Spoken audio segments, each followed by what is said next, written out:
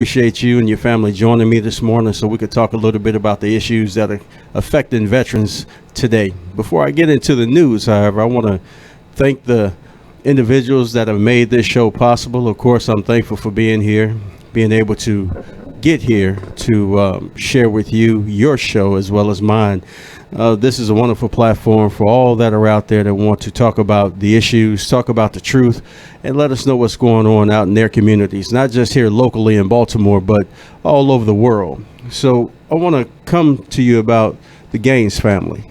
They plan to sue the legal documents they plan to sue.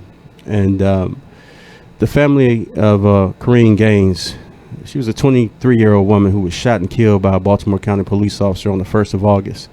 They plan to sue the county and officers who shot the fatal shot, according to the documents from the law offices of Jimmy A. Bell. That's Jimmy A. Bell.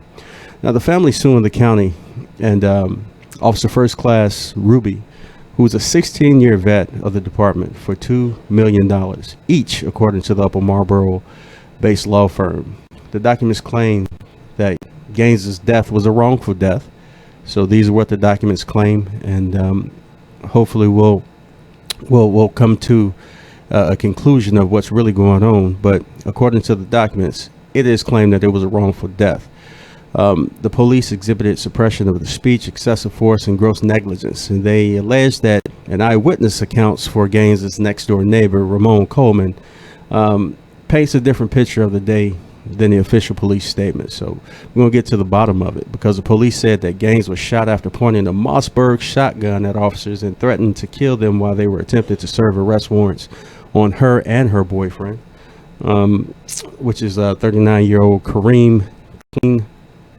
Courtney. But according to Baltimore County Police Department, officers responded to Gaines' home in the unit block of Sulky Court that day around 9:20 a.m. Now, the arrest warrant for Gaines stemmed from a traffic stop that occurred back in March when she was charged with resisting arrest and disorderly conduct. Now, police were also serving an arrest warrant for Courtney on second-degree assault charges, very serious charges. But upon arrival to the home, police said that 3 officers knocked on the door of the residence, but no one answered. And then minutes later, after overhearing the voices of a man and woman and a child's cries coming from inside, officers opened the door using the key obtained from the landlord.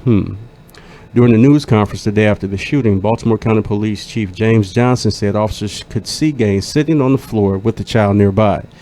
Johnson says Gaines immediately began wielding the gun, bringing it into the ready position and directing at the officers. 3 officers then retreated to the hallway outside and called for backup, according to police. Now, Johnson says tactical teams surrounded the home and negotiations began with Gaines around 9:40 a.m. Minutes later, Courtney ran out of the home with a 1-year-old boy and was immediately apprehended. He was arrested on a warrant for second-degree assault and was later released. Now, during the 7-hour standoff, police say Gaines used social media to broadcast the ongoing situation. Now, there has been some controversy surrounding the fact that police asked Facebook to deactivate her accounts and remove those videos, but they say her followers were encouraging her not to comply with requests that she surrender peacefully. The court documents allege that by blocking her live streaming, the Baltimore County Police Department not only suppressed her speech under the Maryland Constitution, but also stopped the only independent visual video record of what was taking place before Officer Ruby killed her. Now, at approximately 4 p.m., officers again attempted to negotiate with Gaines, who was still with her 5-year-old son, into surrendering, but police say she refused and pointed the gun at officers multiple times, even threatening to kill them, saying, "If you don't leave, I'm going to kill you." Now, Johnson says it was at this point that a tactical officer discharged 1 round toward Gaines, but police do not know if she was struck. Gaines then returned fire, but no officers were struck. Officers then fired back, hitting and killing Gaines. When officers went to render aid, they noticed that the 5-year-old boy, Gaines' son, Cody, was also struck. He sustained 9 life-threatening injuries. Coleman, Gaines' neighbor, says he remembers police arriving to the home between 8:30 and 8:45 a.m. Earlier than the department says officers arrived on the scene. According to the documents, Coleman remembers Gaines telling officers, "If you put your guns down and back up from my apartment, I will come out," and says Gaines made a request to inspect a copy of the warrant they were serving, which was denied. Coleman says police officers turned away members of the gang's family who desperately offered and pleaded to help de-escalate the situation, and that he heard an officer say right before the deadly exchange of gunfire, "I'm sick of this," explicit. The documents allege that the entry into Gaines' home was unlawful since they did not have a reasonable belief that KORRYN was home, nor a search warrant for the residence. They also say that they found it problematic that the county's crisis intervention team was never called in to aid in the standoff. The documents can be read in full. Twitter, CBS Baltimore, and on Twitter, WJZ TV, CBS Baltimore, and on Facebook as well. Terrible story. No matter how you fall on whatever side you fall on, someone lost their life, and it's just unfortunate. This type of news is news that we would like to get to the bottom of, to find out what's really going on and how we can avoid loss of life, whether it's someone who's so frustrated to where they're going to take somebody's life, to include those who are sworn to serve and protect. When they come up on a situation such as this, we hope that all the facts are in order. We hope to find out what the truth is as soon as possible, because number one, this is Truth Radio. This is Be Exposed Radio. This is the Denasha Harrison Show, and we want to make sure that we expose the truth once again, no matter what side of the law you fall in on, or fall on, and no matter what side of the story you fall on, we want to get to the truth. So our blessings are with that family and all involved. In other news, Baltimore officials reached a deal with the Port of Covington developers. So city officials say they have reached an extensive community benefits agreement with the developer of the massive Port Covington project, doubling the amount of housing for lower income people that was originally proposed and requiring that more local workers be hired. Councilman Carl Stokes said that Wednesday there was an agreement that clears the way for the city council's committee, and he leads to sign off on a public financing package for the development as early as Thursday. So that is very important. Hopefully it will include those who are in need of that housing. Now the deal will allow for Under Armour CEO Kevin Plank's Sagamore development company to use $660 million in taxpayer-backed bonds to pay for roads, parks, utilities, and other infrastructure. We have something here that, and I quote, "We have something here that is very strong in a relationship that bodes well for the project to stay on track for the next 2 or 3 decades. There's a fair amount of excitement around it." Stokes chairs the council's Taxation, Finance, and Economic Development Committee, which is vetting the deal. He told the Baltimore Sun on Wednesday that Sagamore has agreed to make 20% of the housing in the massive South Baltimore development affordable for lower income families, up from a previous goal of 10%. The community benefits agreement, billed as the largest in Baltimore's history, is to be announced Thursday in Port Covington. That's Thursday in Port Covington. Stokes' committee is set to meet later Thursday to vote on the legislation to allow public financing. If the panel approves it, the full city council could take its first vote on it Monday. The benefits agreement would be subject to the approval of the city spending panel, which is controlled by Mayor Stephanie Rawlins-Blake. It requires the signatures of the mayor, Sagamore, and the city council. Now, Sagamore declined to comment on the terms of the agreement pending Thursday's announcement. Rawlins-Blake also did not comment. Stokes said the agreement ensures that a quarter of the money involved in the tax increment financing deal will come back to the community in direct benefits. He praised Sagamore and Plank for negotiating in good faith. Now, the sprawling $5.5 billion redevelopment project could include offices, stores, light manufacturing, and 7,500 homes, most of them rentals, on the largely industrial peninsula south of Interstate 95. The campus would also be the new home for Under Armour. Stokes said the agreement requires Sagamore to employ a significant number of city residents. Very important piece right there as far as employment of individuals in the city who can do the work. Now, more than half of people hired for the construction, design, and engineering work on the site would have to come from Baltimore, Stokes said. He said Sagamore pledges to advocate for all businesses eventually operating at Port Covington to hire about a third of their workers from the city. The agreement emphasizes hiring minority and women-owned businesses, officials said. Now, Sagamore has agreed to provide $25 million for a workforce development center, training and low interest and no interest business loans to strengthen the city workforces. At least 12% of all labor hours on the project will be given to construction apprentices. Officials have agreed to pay trade workers on the project's infrastructure construction a minimum of more than $23 an hour, including wages and benefits. Whether Stokes' committee votes to sign off on the financing deal depends partly on how soon city lawyers agree to the technical language, he said.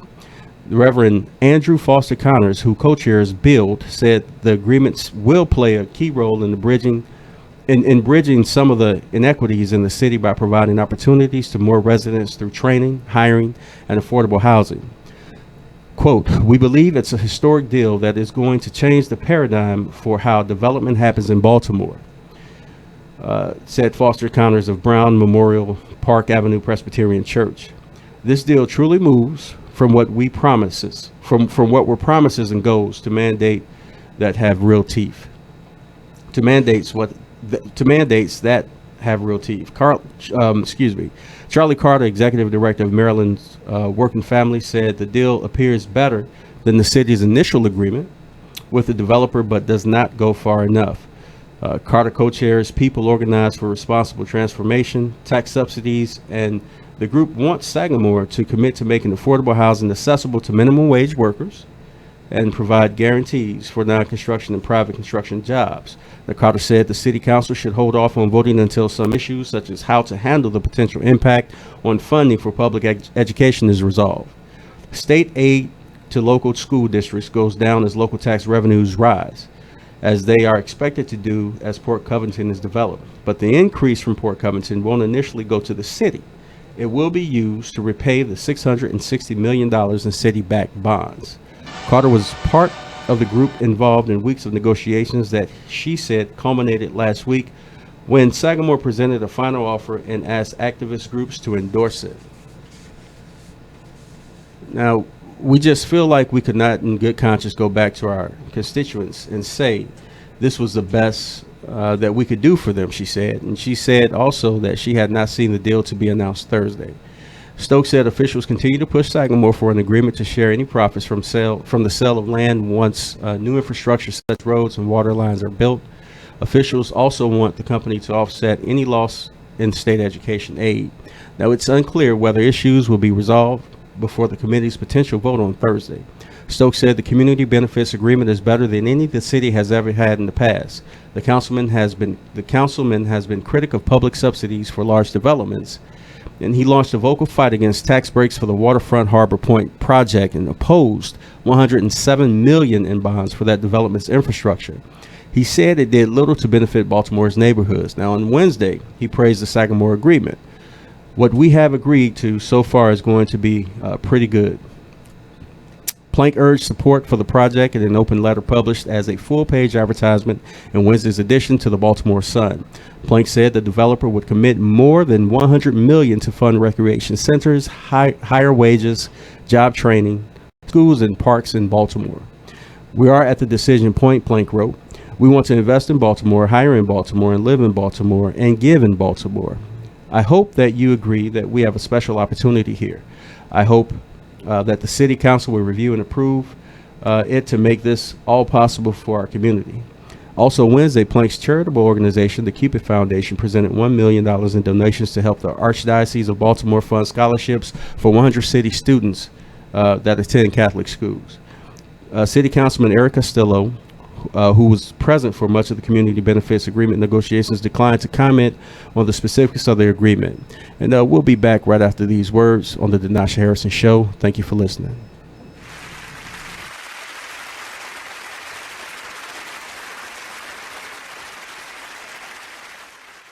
Hi, I'm LeVar Burton, and I'm proud to be a book person. How do I choose a book? Sometimes it's the cover, sometimes it's the title. I guess I'm pretty visual. If a book's really impressing me and the writing is really good, I will peek and see what the last paragraph is, because the endings of books should rock you.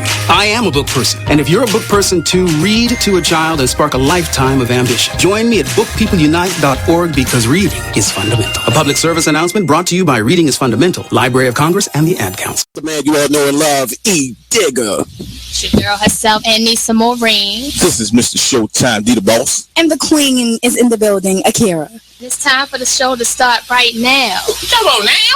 Now? Not now, but right now. You are listening to BeExposedRadio.com. You are listening to BeExposedRadio.com, the home of Talk Lately with Monty, every Tuesday at 7 p.m. Hi, I'm LeVar Burton, and I'm proud to be a book person. How do I choose a book? Sometimes it's the cover, sometimes it's the title. I guess I'm pretty visual. If a book's really impressing me and the writing is really good, I will peek and see what the last paragraph is, because the endings of books should rock you. I am a book person, and if you're a book person too, read to a child and spark a lifetime of ambition. Join me at bookpeopleunite.org, because reading is fundamental. A public service announcement brought to you by Reading is Fundamental, Library of Congress, and the Ad Council. Green light. Hey girl, school zone. I'm getting hungry. Car changing lanes. You want to meet me for pizza? Stop sign. Intersection clear. Yeah, street. Pizza sounds good. Ballin Street? Girlin Street! It's hard to concentrate on two things at once, like texting and driving. Stop the text, stop the wrecks. How will you stop texting and driving? Tell us at stoptextstopwrecks.org. Brought to you by the National Highway Traffic Safety Administration and the Ad Council. You're struggling with your mortgage. You think about it. You don't do anything but think about it. What are we going to do if we lose the house? Where are we going to go? At work. I can't let anybody find out. I'm so embarrassed. At dinner. How can I tell the kids? It's going to wreck their lives. And at 3 o'clock in the morning. I don't know what to do. I don't know how to get through this. What's going to happen to us? It's time to stop thinking. It's time to start dialing. Call 1-888-995-HOPE for a free government program that offers expert one-on-one advice about your mortgage options. I'm all alone. No, you're not. We've helped over 1 million homeowners, and we want to help you. And now there are more ways to help. Call 1-888-995-HOPE or visit makinghomeaffordable.gov. Brought to you by the U.S. Treasury, HUD, and the Ad Council. Are you thinking about getting your GED diploma? Well, here at the GED Pep Talk Center, we've got a number of pep talks that can motivate you. Sometimes things don't always turn out the way you want them to. You know that feeling? People look at you and don't believe in you. You want some gentle encouragement. Then you're on your way to your GED diploma and a better life. But I know they're probably just a little bit nervous. You can find it in yourself to take that first step. You can improve your future. You can do this. I know you can. You need to start pushing yourself. Now get your game face on and take the first step towards a better life. Hurry up! Don't make me repeat myself. Whatever level of motivation you need to get your GED diploma, we've got a pep talk that's right for you. Call 1-877-38-YOUR-GED or visit yourged.org for your pep talk and find free GED classes in your area. GED is a registered trademark of the American Council on Education. Brought to you by Dollar General Literacy Foundation and the Ad Council. When you were a little kid and you thought about what you wanted to be, teaching was at the top of your list. But things changed. And as you got older, teaching didn't seem like the best option anymore. So you're thinking you'll be something else. But what would your 12-year-old self say? Now you want to be a doctor. You don't think teachers save lives? 25 at a time. An actress? Try playing a different role every time the bell rings. How about a scientist? Ever heard of physics? Chemistry? Who do you think teaches that? Teachers today are breaking down obstacles, finding innovative ways to instill old lessons, and taking learning far beyond the four walls of the classroom. It's time to recognize that great things are happening in teaching and put it back on your list. Don't try to convince yourself otherwise. You had it right the first time. Find out how you can make more at teach.org. Make more. Teach. Brought to you by Teach and the Ad Council. You are listening to BeExposedRadio.com. Good morning and welcome back to the Denasha Harrison Show. I have with me Brian Mormon and family in studio today, so I really do appreciate you coming through. And before we get into what we're here to talk about, I'd just like to add on what I read. Wonderful information when it comes to the Port Covington developer, and I do really hope that it will benefit as it says it will.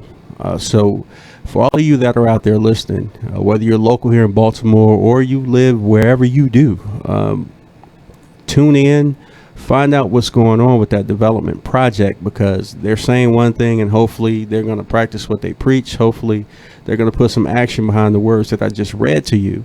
And low-income families can benefit from this, but even beyond rentals, all right, we want to do more than that. We want to make sure that there are opportunities that are provided in the future for people to actually own their own properties, because it's very important, and there is a huge difference between the two.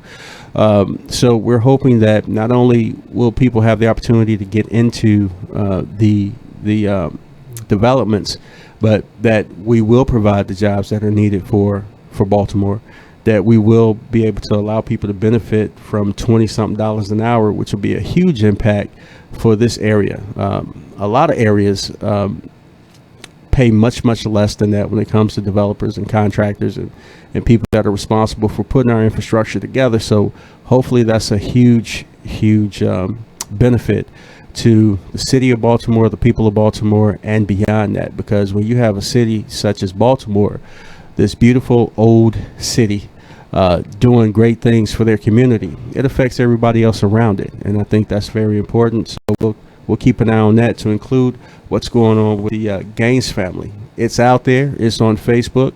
We're going to go ahead and let the law do what it does, but you can see for yourself what's really going on with that information. So we're going to stay on top of that. We want to thank WJZ for that information, and we want to stay out there, stay on top of things, and hopefully we can continue to follow up on that story and get some closure. We want to make sure that we get the closure, as terrible as it is that we've lost someone. We want to go ahead and get that closure and find out what's really going on, because it not only affects that family, but it affects Baltimore and every community that looks like ours. All right. So good morning, brother. How you doing this morning? Good morning. Every day is fantastic. All right. I got Mr. Brian Mormon in studio, and what we're going to talk about is what affects us as vets. First of all, thank you for your service. Thank you, sir. I appreciate it. If you could let the people know a little bit about you, as far as, well, first of all, we're going to talk about where you're from, and then after we talk about where you're from, we'll end up going to another quick break, and then from there we'll go ahead and really get into the meat of things as far as why you're here and what you want the people to know.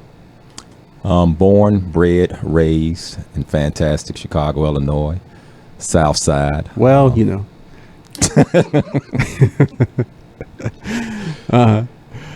So with that, I joined the Marines in 1983. Did a little bit over 20 years. Okay. 2 tours in Iraq, 1 in Afghanistan. At that time, General David Petraeus was my boss. He initiated the whole military advisor program, and we were the first unit ever to do a year over there. Received the Bronze Star of Combat from that. Came home, was stationed at Marcent, Tampa, left Tampa, went to Afghanistan for approximately 29 days. I needed 30 to get the medal, so I came back home. That's another story. But from there, went to Bahrain for almost a year, came home, retired. So I did a little bit over 22 years. Okay. All right. Well, thank you for your service. Thank you, sir. And when we come back from this quick break, so you just heard a little bit about Gunnery Sergeant Brian Mormon, United States Marine Corps, retired. When we come back, we're going to get a little bit into why he's here and what we're going to get into as far as how it benefits us as vets. So don't go away.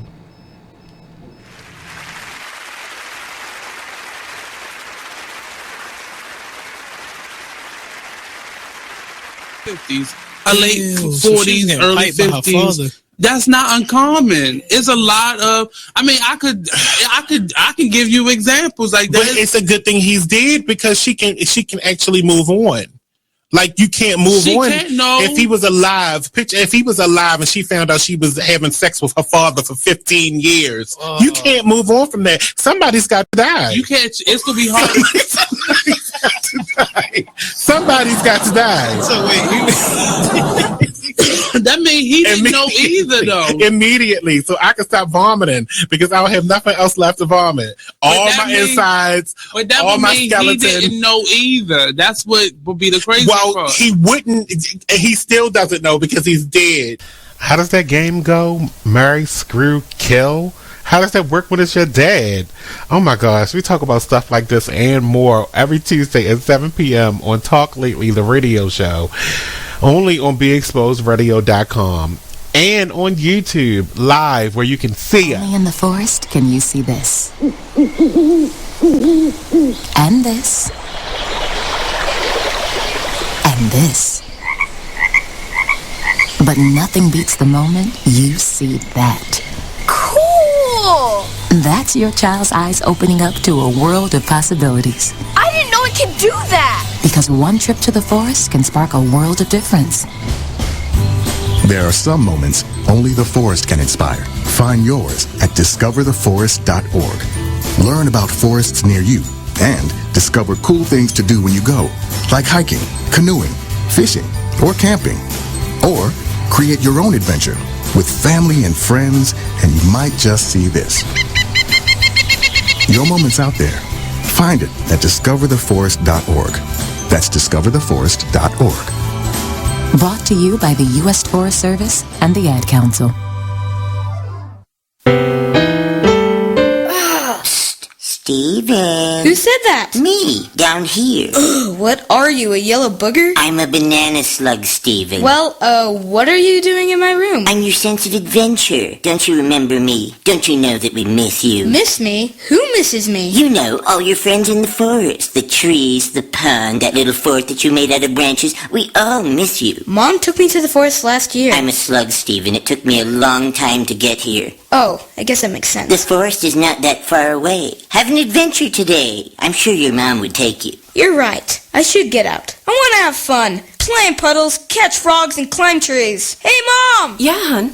Steven, what is that in your hand? It's my sense of adventure, Mom. It's telling me we need to get out of the house and have some fun in nature today. Come to the forest where the more adventurous you lives. Check out Thank discovertheforest.org you for for tuning in cool to places nearby. BeExposedRadio.com. Brought to you by the U.S. Sit back, relax, and listen to this flashback of the Artist Exchange Radio Show. Football, you basically have a good 10 to 12 years, and that's what it is. When you have a lot of people retiring early, it's funny. A lot of me and my alumni from UVA, where I graduated from, one of our fellow Wahoos, he retired yesterday, 32 years old, to Brickashaw Ferguson, and he's been in the league like 10 or 12 years. So like you said, a lot of guys are making that change on their own now because they're seeing a lot of things from the the concussion movement, right? Stuff that's been happening. Movement. It's not the noun, it's the effects later, because you see different stories of men are in like their 50s and some are committed suicide because of the banging in the voices or the concussions. And did you see that? I haven't got a chance to see it. But not the movie, but did you see those effects? I have seen concussions in college where guys have played that whole entire game and didn't realize they was at a football game. Wow. But like before the big emphasis came about whole concussions and what's going on, we was taught you just run to the wall. You can't be soft. You shake it off and get back in it. So the wrong attitude to have. Right. It's really internal. Like you really doing damage, not just to your bones, right, but to your mind. Everything. Right. And later on down the line, because just like you said, once the game is over, when you've been in a game and you think about it, because I tell people the NFL, any sports, whether it's male or female, is a semi-military, because you're told when to get up. You are listening to BeExposedRadio.com. Hey, welcome back to the Denasha Harrison Show here on Be Exposed Radio. Before we get back into the conversation with our guests, I'd like to remind everybody that on the 17th of September, we have our Be Exposed open house right here at 110 East Lexington Street. That's from 12 to 5. That's a Saturday, so I hope you can join us. And also, we have a live broadcast from Morgan State University. There's an African American African American Authors Expo on the 15th of October. So please come out and support as well. You know, if you're not ready, get ready, because it's going to be a wonderful, wonderful engagement that we have going on for the open house. Come on out, meet your host, meet different artists, meet different people that will be a good connect for you. You're trying to push your business. You're an entrepreneur. You want to know what it is to be an entrepreneur.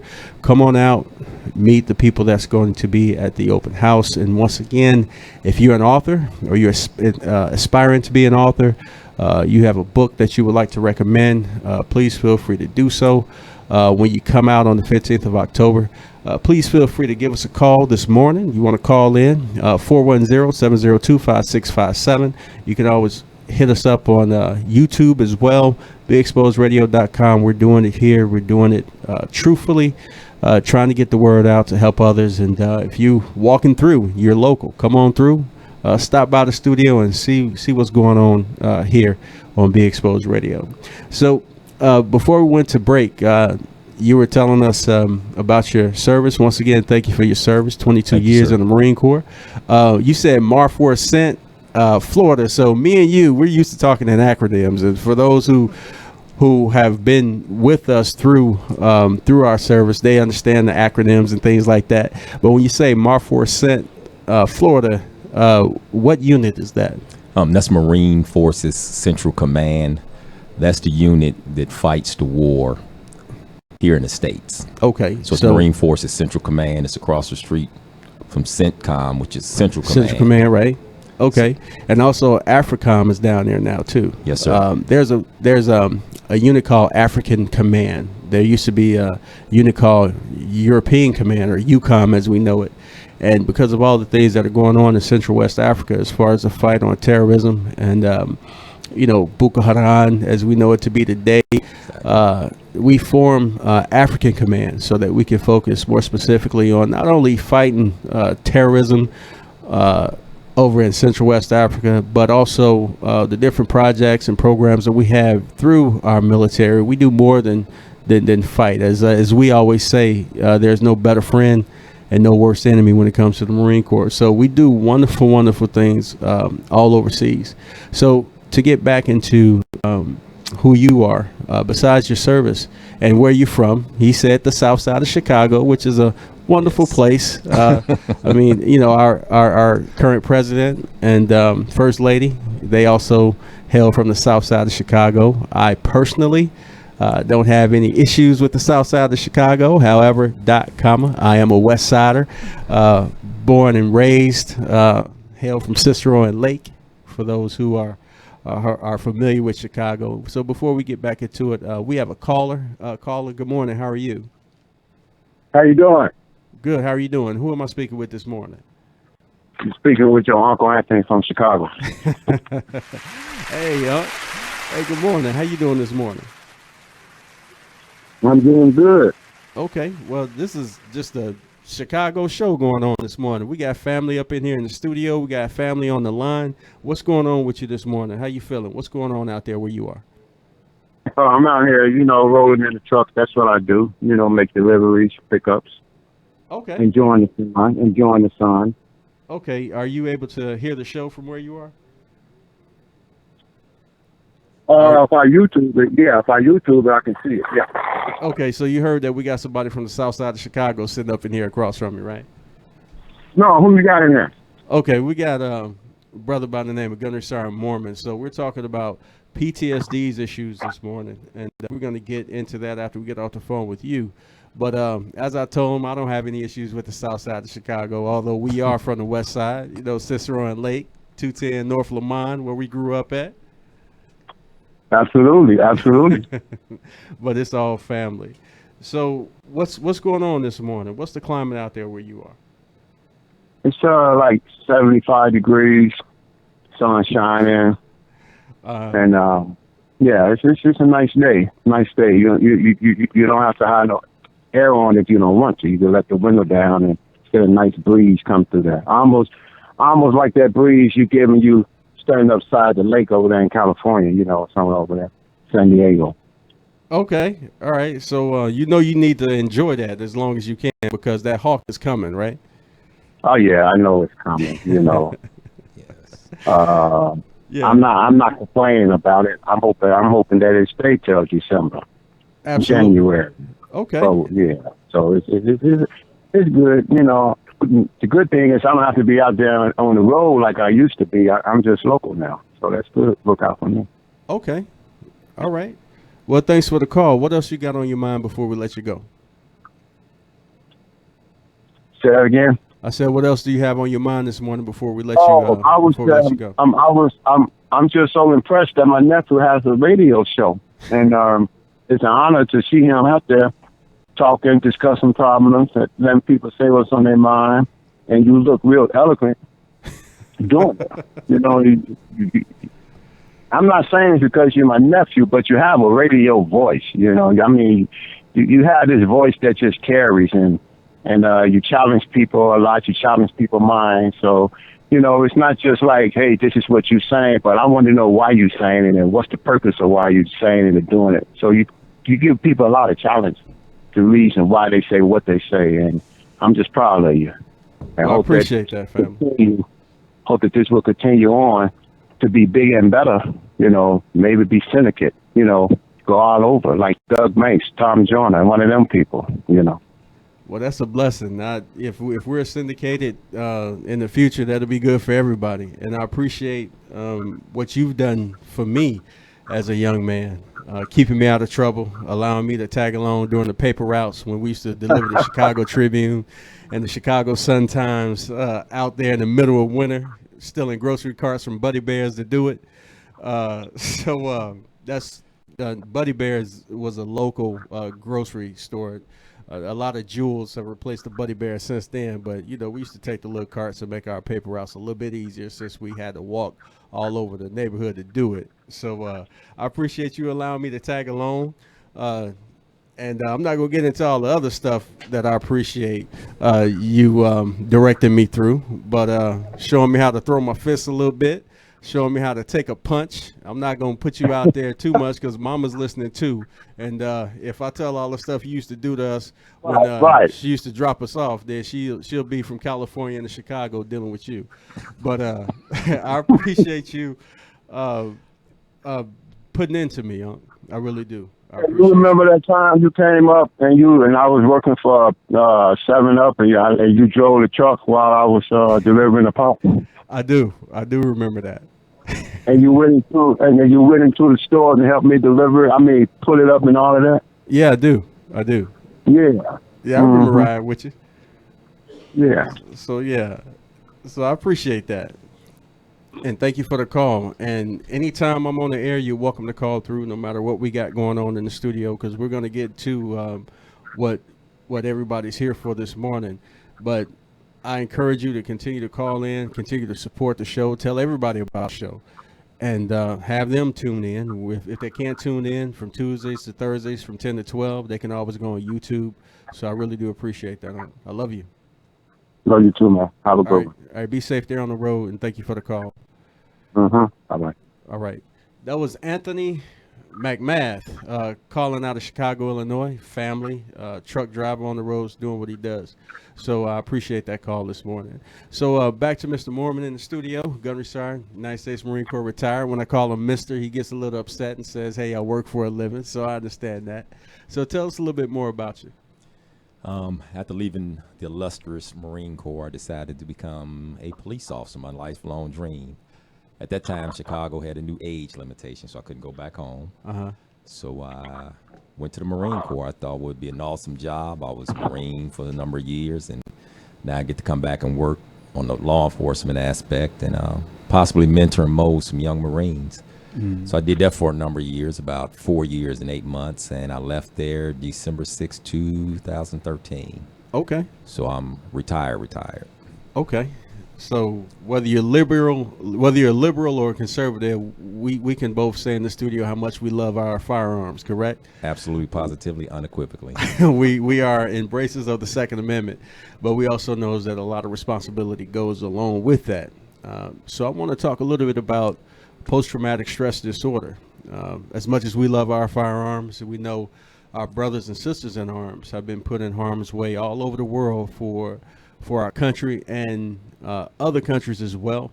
We see some things that others should never have to see. We've been put in positions to do things that others should never have to do as human beings. So when we do have people coming back, trying to assimilate back into society, go from leading 200, 300 Marines and getting them back safely to corporate America, it could be somewhat of an adjustment.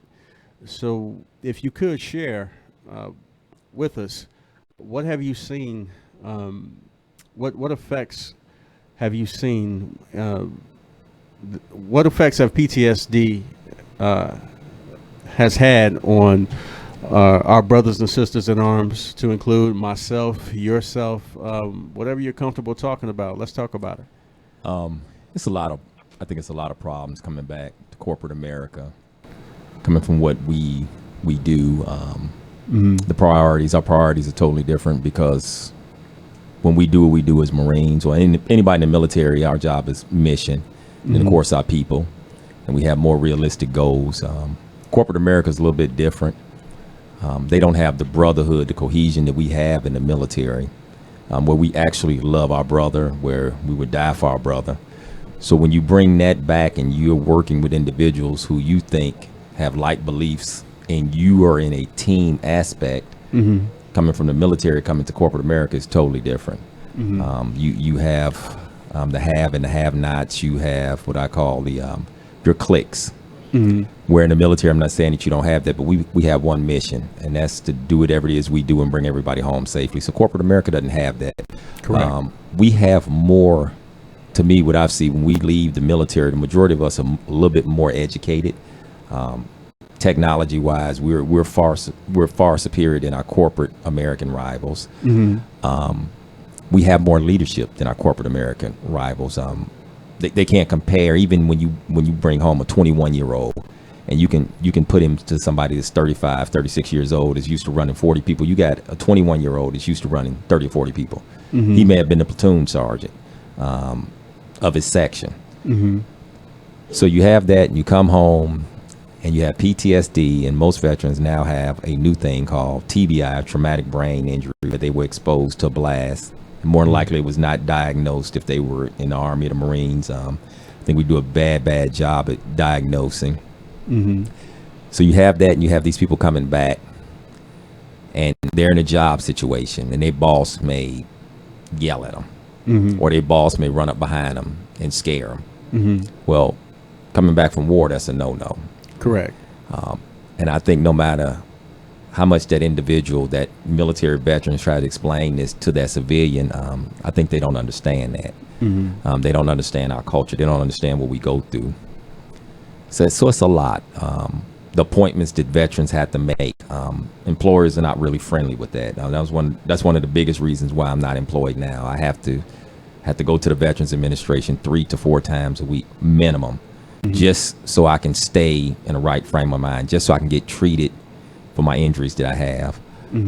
Here recently, I just received my disabled plates, license plates. So I pulled up, and I'm going to my doctor, my chiropractor, and this is not anything derogatory against his wife. His wife's like, "Well, you don't need that." I say, "Yeah, I do." So last week, Monday, I had a Veterans Administration appointment. And I hate going to the doctor because I can never find my car when I leave. I know you all vets sitting out there, you're laughing, but I literally cannot find my car. Wow. So it's about 98 degrees, 92 degrees in Virginia. So I'm looking for my car for 38 minutes. Couldn't find my car. Wow. So I was finally able to get the disabled license plate. So now I'm able to park. One of the fellow Marines suggested park in the same place. So I said, okay, now I got my plates. I can park in the same place in the front. So when I come out, I don't lose my car. If I go to Walmart, I lose my car. If I go to Target, I lose my car. Wow. This is the traumatic brain injury with the PTSD. If I can't find my keys, I panic. If I get lost, I panic. When I initially came home, I would go get my kids and get lost. Because I was just getting familiar to where it was that I was going. When I started working, I had to take the same route because I would get lost. the effects of traumatic brain injury, and then with PTSD, and then of course PTSD adds the anxiety factor in there. Mm-hmm. So you have that. So I'm painting this picture. So then you come to work with your employer, and you're a couple of minutes late, and your employer's like, "Well, you're late," and you're like, "Nobody's dying. I completed the mission. I'm here to work." And usually veterans always work the hardest. Even I call our undesirable veterans. Can I put it that way, politically correct? Right. I think we have a sense of we're going to work. We want to work. We work hard because to us, our work is us. Mm-hmm. So you come in 2 minutes late, and the employer has this thing. Well, you're late. I've got to write you up. I've got to give you a disciplinary action. So I got to write you a personal improvement program because you're 2-3 minutes late. Mm-hmm. And we as vets, we're like, you got to be kidding me. Mm-hmm. The money. A lot of times they don't want to pay veterans equivalent money because they say, well, if you have a service-connected disability, you get this amount of money. If you're retired, you get this amount of money. Or you already have health care. They don't treat you the same as if they were hiring someone else. Correct. Yeah, they want to, I guess, lowball you for lack of better terms. Mm-hmm. It's a lot. It's hard being a veteran going to work. And to me, I think we as veterans, we're more committed to our families because, we missed our families for those years. That's right. So when we tell our boss, we say, hey, I want to take some time off. My daughter's in a play. My daughter's going to college. When your employers are like, well, such and such is not taking off. Your peer is not taking off. Mm-hmm. And I'm like, well, my peer may have been here with his children all along. I haven't seen my children in my case, it was like 2.5 years. Literally, I hadn't seen them in 2.5 years. Mm-hmm. So I said, I want to be at home. I want to be at home with my family. I don't take things for granted. Mm-hmm. No, go ahead. Go ahead. So the funny thing is, veterans, we have a tendency of not eating in front of people because of the war. You know what? Right there. Okay, so you've painted the picture. Stay on that, not eating in front of people, because I know exactly what you're talking about right there. 410-702-5657. Gunnery Sergeant Mormon's painted the picture for us. He's going to get more into what we're talking about right here on the show. Be right back.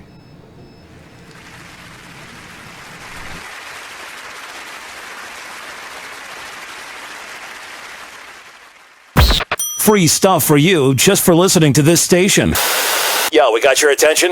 Here's how it works. You click on the Radio Loyalty banner right now and sign up. Then you keep on listening like you already do. But now you earn points. Those points add up, and you can trade them in for cool stuff in the Radio Loyalty store. Earn more points by sharing your station with friends on Facebook and Twitter, answering surveys, and by using the apps in the New Players App Store. Pretty simple. Free stuff just for doing what you already do. Radio Loyalty. Click the banner to join now. So, Jacqueline. Yes, Mom? I wanted to talk to you about something, and...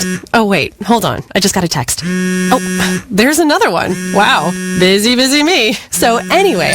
Oh, wait, Mom. I just got a message. My friends keep commenting on my comment. Oh, there's another one. So many comments on my comment. Oh, I can't wait to watch TV tonight. Playoffs! Hey, guys, check out my new video game. Pew, pew. Wait. Mom, what? Huh? What? Hold What'd you say?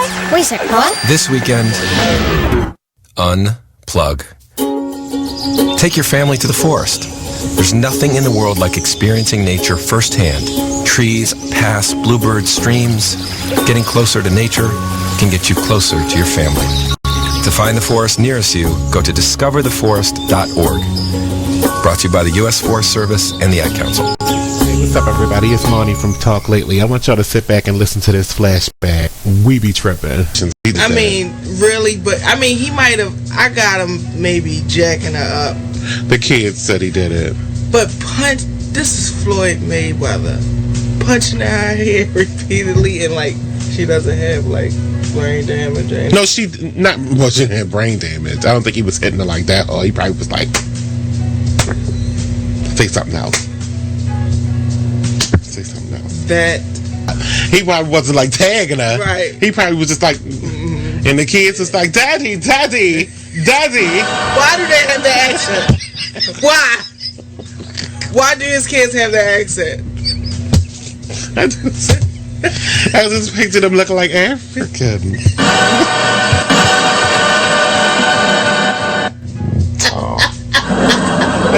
scared to admit that. I don't know what they're going to do about my mouth, but just check out the show every Tuesday at 7 p.m.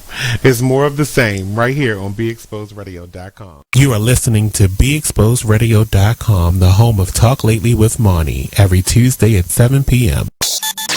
Join the club that gives you stuff. Hey, thanks! Radio Loyalty. Here's how it works. Just click on the Radio Loyalty banner right now and sign up. Then, you keep on listening like you already do. But now you earn points. Those points add up, and you can trade them in for stuff in the Radio Loyalty store. Earn more points by sharing your station with friends on Facebook and Twitter, answering surveys, and by using the apps in the New Players App Store. Pretty simple, right? Radio Loyalty. Click that banner to join now. Thank you for tuning in to BeExposedRadio.com.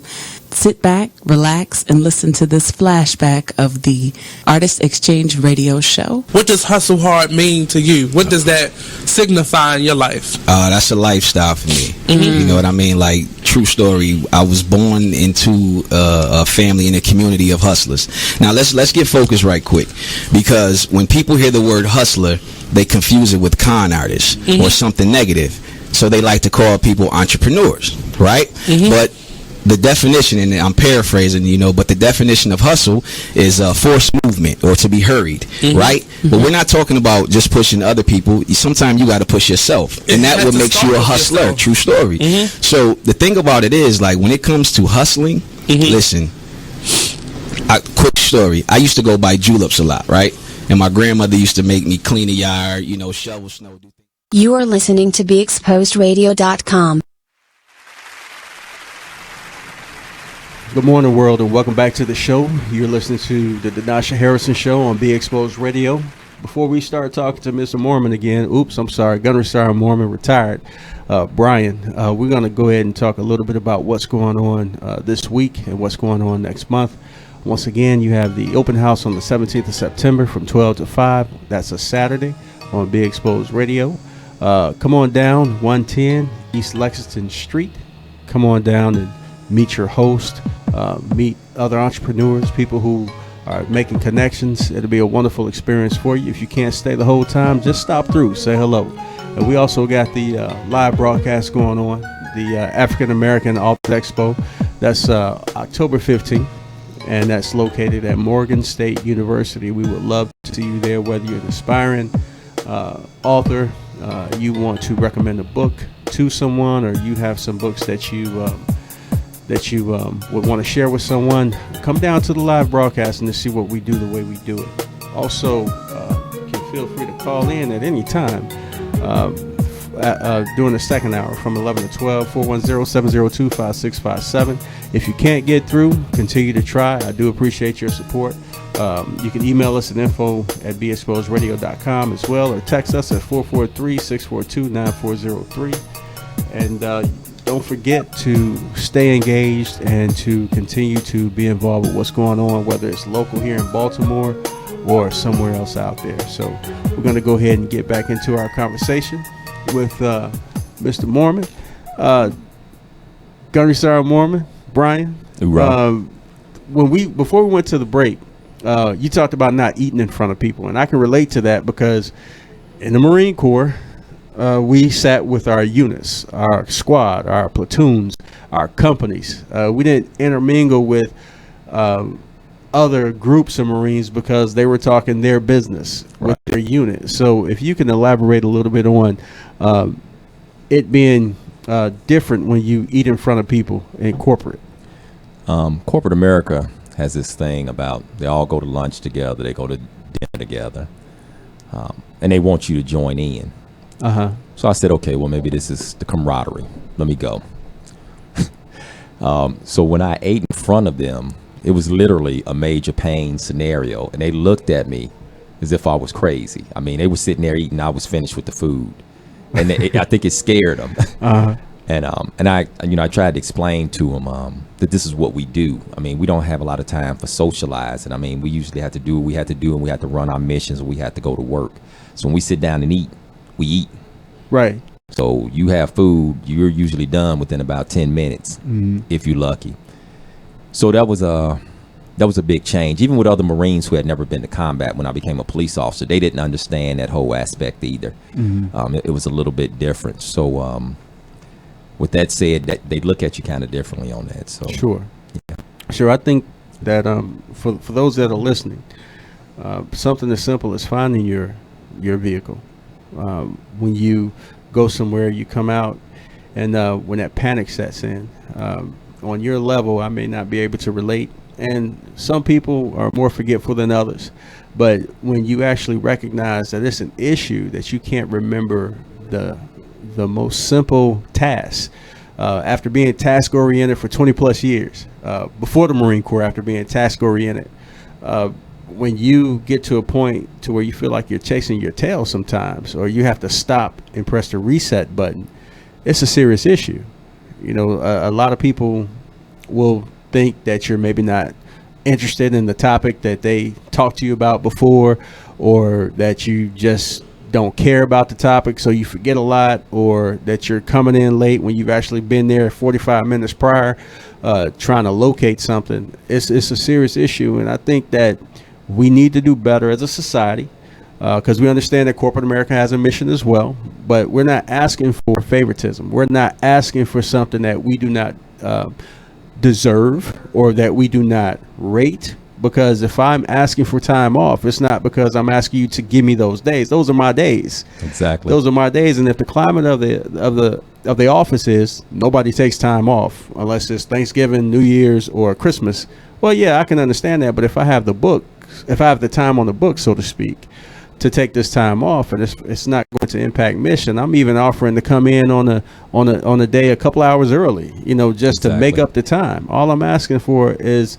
this time that I really need, so that I can keep moving forward for your company, to make sure that things are together for my family. I need that. But a lot of companies, a lot of organizations outside of the military sometimes don't understand that. You know, so how do you feel we can do a better job? Not only with, well, we're not going to get too much into trying to inform corporate America, because we're going to talk about that a little bit after. But how do you think we can do better with our veterans? Because, you know, our mantra is good to go, good to go, good to go. You know, when somebody asks us what's going on, hey, we're good to go. Me personally, before I retired from the Marine Corps in 2011, I wasn't going to go and go for any type of veterans benefits, you know, because you kind of tough it through. You know, We got a code, we tough it through. I've never missed a day. In 20 years in the Marine Corps, I missed one day, and that's because they pulled all 4 of my wisdom teeth at the same time, and I couldn't see straight. So I had that afternoon off before I ended up going, you know, back to work the next day. So in 20 years, I never missed a day.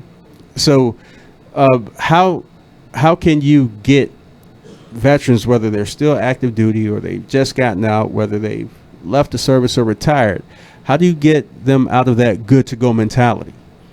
For me, it was hard. I had an uncle, Marine, Vietnam, 2 tours. He basically told me, said, and so on some certain terms, that if you don't go and get you some help because you're not good to go as you think you are, then we're going to have a problem. Mm-hmm. And I think we as veterans, we have to take care of one another. You've got to reach out. I go to the Veterans Administration. I have a extended family of other veterans. Mm-hmm. Some of the veterans are unable to drive because of past actions they've done. Some of the veterans are really bad off, tried to harm themselves. So what I try to do is I reach out to my brothers, because if I feel like this, if I don't do it, American society does not understand what we're going through. We only understand what we're going through. Mm-hmm. So that's what I do. And I tell the veterans, I say, we've got to stick together. We've got to talk it out. When some of our veterans go to work, they have problems with employers. I tell them, I say, I always try to communicate with employers. And, you know, that's something else different within themselves, because we as veterans and military people, we have a problem with you, we talk to you. Mm-hmm. And I think most civilian organizations view that as a confrontation, that you're trying to tell them what to do. Whereas in the military, no, if we did a bad job, we want to know that, hey, we did a bad job, and we move on. It's a lot. I think the veterans community itself has to help itself first. Okay. And once we help ourselves, I think that it'll blossom from there. Okay. So helping ourselves more than we're doing now. Exactly. So it goes beyond just having an organization to represent veterans. And I think that most civilians, they want to know what we've gone through, but you can't just explain what we've gone through. You can't explain, you can try to put it in words, but they'll never know what it really was like when you try to explain to them that you're sitting around playing cards, smoking a cigar, and then you start getting scudded, as in, bombed, and Scud missiles are falling, out the sky at you. And how do you articulate that? So when we get back, we're going to talk a little bit more about that right after this.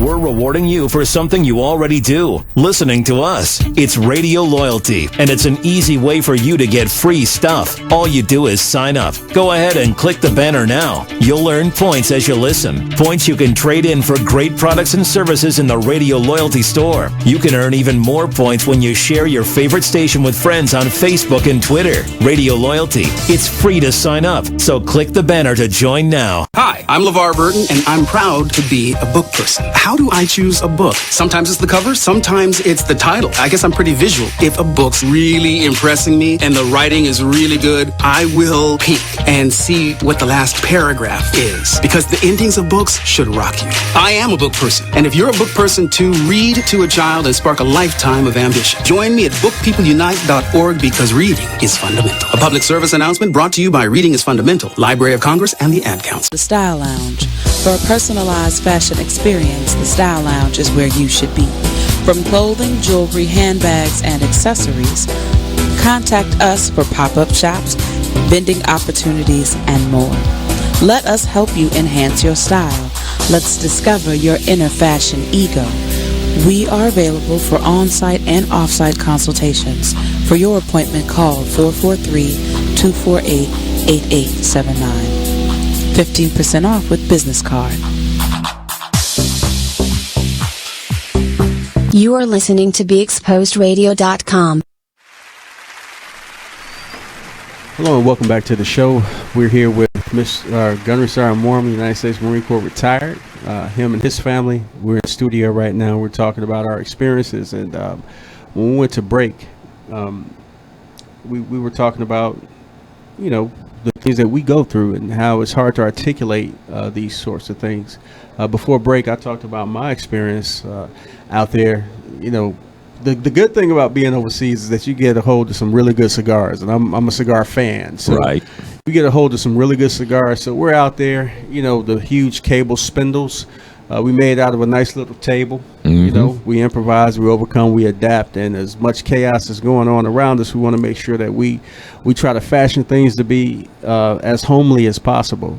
So I can remember playing spades, sitting at this at our table, the cable spool. It was our table, smoking cigars, and all of a sudden the alarm goes off, and we start getting Scud missiles coming our way. This is before the push over into Iraq. We're getting scudded, and you go through it so many times that it becomes your norm. It becomes the normal, time of the day. You can swear that they wait until you start playing cards, or they wait till you try to go to the restroom, which is another story. So many stories, but you grab your gear, you grab your Kim suit, you go to the bunker, and when you first get there, you're thinking about, man, am I going to make it through this? But after you've been there for a while, you're thinking about, man, is somebody looking at my hand? Did somebody pick up my cigar? How long am I going to be sitting in here before I got to waste another good match to light this cigar again? And we're not going to have time for another spades game. So I'm hoping that my cards are still on the table the way I left them, so that when I go ahead and go back, I can get to this 500 before we got to go and do whatever it is that we have to do. So after the missiles fall, and God bless the United States Army for their Patriot batteries, and the Patriot missiles knock everything out the sky, you're thinking about getting back to that spades game. You're thinking about your cigar, and you're thinking about carrying on, because in that space, in that box, that is your norm. That is your normal relaxing time that you want to be a part of, because you know in the next couple of minutes you're going to be out dealing with something that is totally contrary to what you're trying to create right there in that space. Let me see one good experience I had over there. I think I was in the shower this one particular time above on Fob Taji, and you know nobody ever wants to get it in the shower or the bathroom. And when you say Fob, I'm sorry, FOB, Forward Operating Base. We got that terminology from Vietnam, and it transcended to this ward. So we was aboard. We were above, at that time it was called Taji, but it was Camp Cook, because he was a soldier. He was killed. He was the first soldier killed in that area, so they named that particular base after him. Mm-hmm. And so in the shower, a makeshift shower. So I want you all to understand, it's like it was a makeshift shower. I'm in there and I'm lathered up and I'm like, oh my goodness. So I hear it coming in and it hits and it just cuts up the truck, it cuts up the wall. So now I'm running out, and this is in the wintertime in Iraq, and Iraq is very cold in the wintertime. So it's like about 30 degrees raining. So I'm running outside with no clothes on, with some flip-flops, trying to get a rifle and trying to get some PT shorts on so I can go to battle. So yeah, it was pretty funny afterwards. It wasn't funny then. Right. What makes it funny is the fact, I mean, this is my experience, and share yours. What makes it funny is that after you've been through it, you know, you just have this visual of yourself butt naked, lathered up, looking for a rifle, in flip-flops, trying to scramble for some shorts. So it may not sound too funny to most, but it's hilarious to all who's in the unit with you when they see you in that embarrassing moment. And once again, you're trying to find some type of normal space to continue to operate in. One thing that I tell my family and tell others, when I was a staff sergeant over there, you know, this is my home. Okay, I have my memories, I have my letters, I have my photos, but in order for me to get through this, what worked for me is to claim everything that I stepped on. So that was my attitude. I'm from where I'm from, but that place does not exist until I get back to it. So what helped me power through my experiences being deployed was to claim where I was, to tell myself and others that today is a good day to die, but it's not my day today, because I got stuff to do, you know, using explicit, not stuff, but I got things to do. I got mission. I got people to get back home safely. So today is somebody else's day. It's not going to be my day. That worked for me. You know, for others, they had to see a letter every day. They had to see a photo every day. True. They had to go through whatever ritual worked for them to get some type of normal space in order to move forward and operate successfully and come on back home.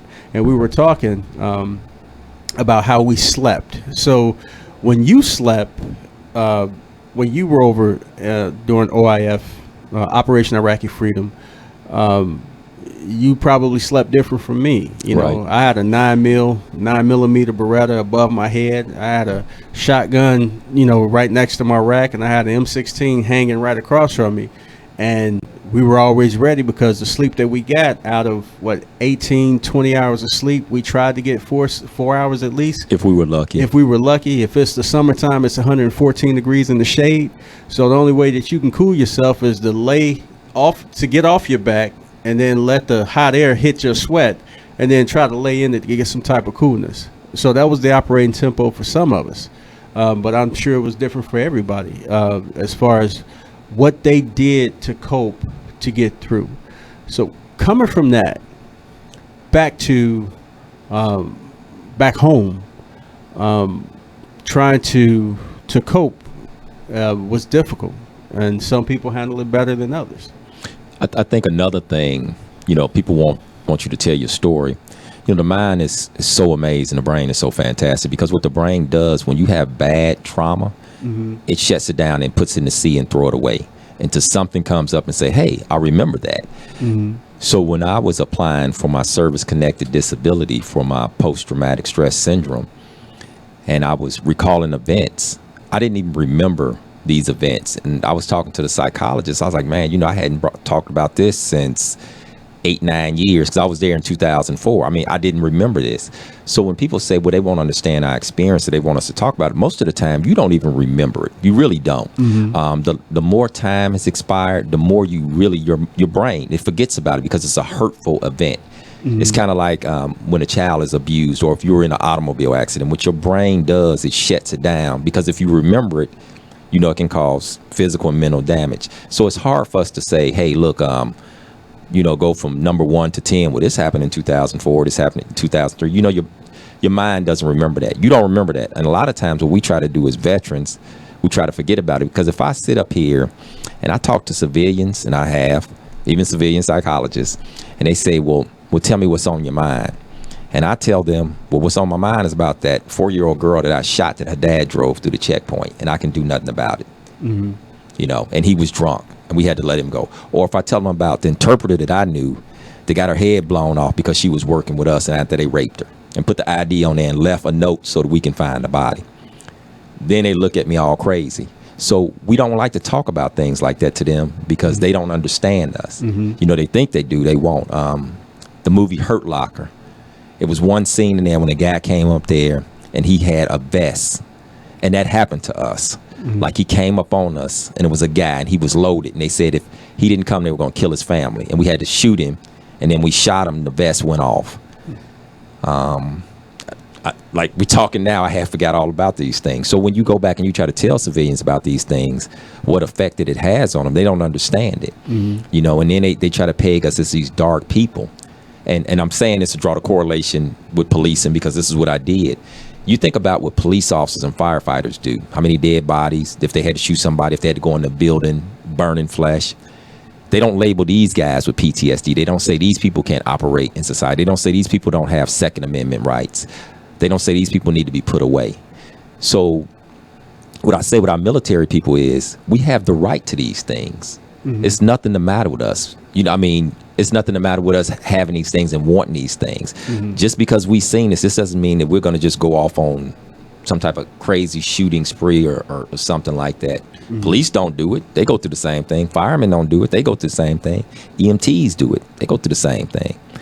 So that's kind of like my little take on that, about what it is that we go through and what we do, and how we're pegged, and we just looked at it so dark in society when we come back. You know, I think if it wouldn't have been for our families, I think what changed this war than any other war was the families supported everybody. They may not have supported whatever president was in, but they supported the military people that went over there. You know, that's what I think has saved us. Well, I tell you, definitely family support got me through, and others that I know got them through. But even before we joined the Marine Corps, they got us through Chicago. Yes. When you look at what's going on in Chicago right now, and I have family that's Chicago police officers. I have family that's living there, and as listeners of the show know, I've lost family due to gang violence in Chicago. You don't have to have served in the military to have PTSD. When it comes to traumatic situations that go on, whether it's, you know, from work or from your childhood or something that you may experience, PTSD is real for a lot of people. We're talking about veterans today, but it's real for a lot of people. And before we joined the military, you know, we grew up in Chicago with you growing up on the south side and me growing up on the west side during in your experience during the mid to late 70s and mine during the 80s. It was nothing nice as far as what was going on in our neighborhoods. I think it looks different now, not because of what has changed, but it looks different now because of the social media that we have available to us today. How we are more of a global community, so we're not as compartmentalized as we were when it comes to you know, this color versus that color, or this class versus that class, because the way the world is designed today, everybody at some point at some time is somewhat in the same boat. You know, we have more activists that are out there talking about rights for African Americans and other colors, but they have nothing to do with the skin color that we are. So when you look at Black Lives Matter, you got everybody from every race that's supporting Black Lives Matter. When you look at the police force today, in my opinion, we need to be more We need to be more inclusive with what goes on with our politics, what goes on with our law enforcement. But the people that are out there going through are not just from one space. They're not just one race. You know, it's all across the spectrum. When people are helping to deal with these issues, and when people are going through these issues. So because of that, we know more now what's going on in the neighborhoods that we grew up in. That's been going on for decades. You know, I dare say centuries. Real quick, well, actually, after the break, we're going to go to another break. And I'm going to share a story about my grandfather, born and raised in Mississippi, and ended up moving his family to Chicago. So don't go away. This is the Denasha Harrison Show. We'll be back right after these messages. And thank you for listening.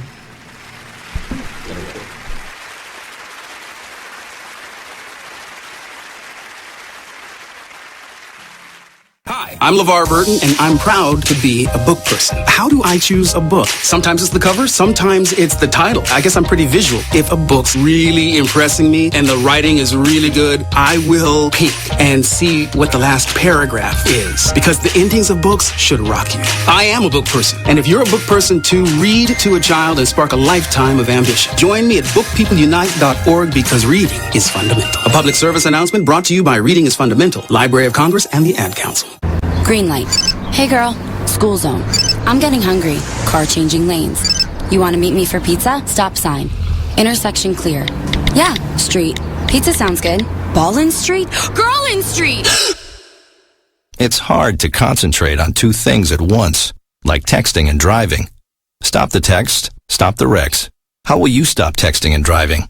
Tell us at stoptextstopwrecks.org. Brought to you by the National Highway Traffic Safety Administration and the Ad Council. I said he's dead. Oh, 6 years after he passed away. It states she reportedly had heard rumors, but nothing substantial. But then you put the rumors to while death. They were still married. You sentenced the rumors to death. While they still were married, she heard rumors. Right. Okay. Probably all her life she's heard rumors. Like you're dating, you know you're dating your dad, right? Y'all look just alike. I'm like, girl, somebody told me you dating your father. You know, that's what kind of thing. You know he gay, right, Percy? Please,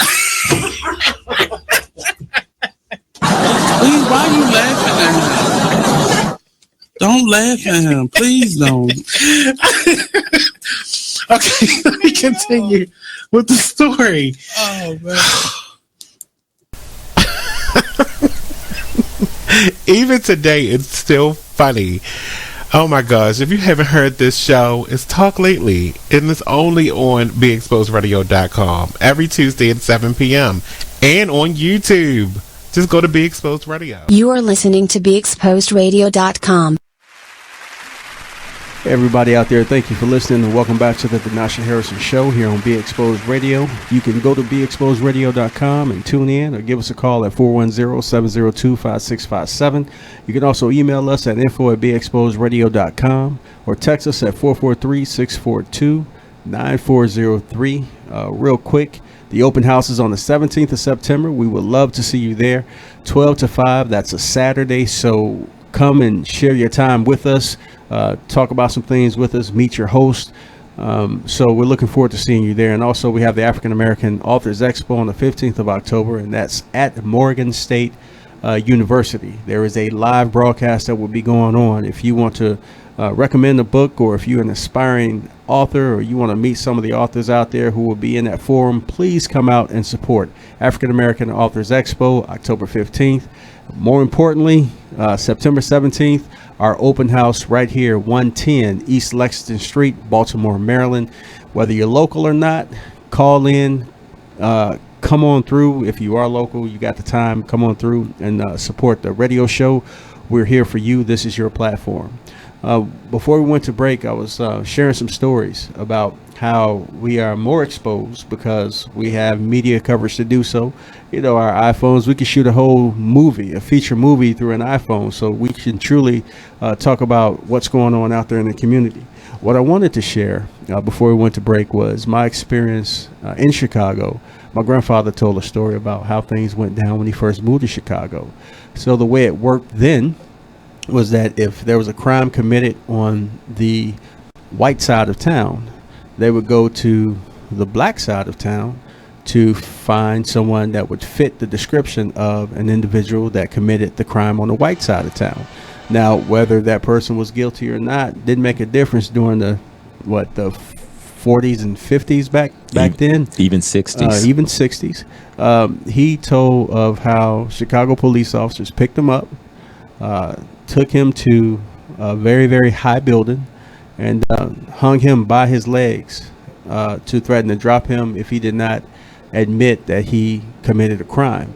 And my grandfather, being the man of integrity that he is, born and raised from Mississippi, ended up serving time in the United States Army, shipbuilder in New Orleans, Louisiana, picked cotton because his parents, my great-grandparents, were sharecroppers in Mississippi. So you can look at his hand and you can see how his hands were split from picking cotton. It looked like my two hands looked like one of his because his fingers were split over and over from picking cotton all the time. So he was a man of integrity. He was one of the co-founders of the South Austin Community Coalition Council. We know it as SAC in Chicago.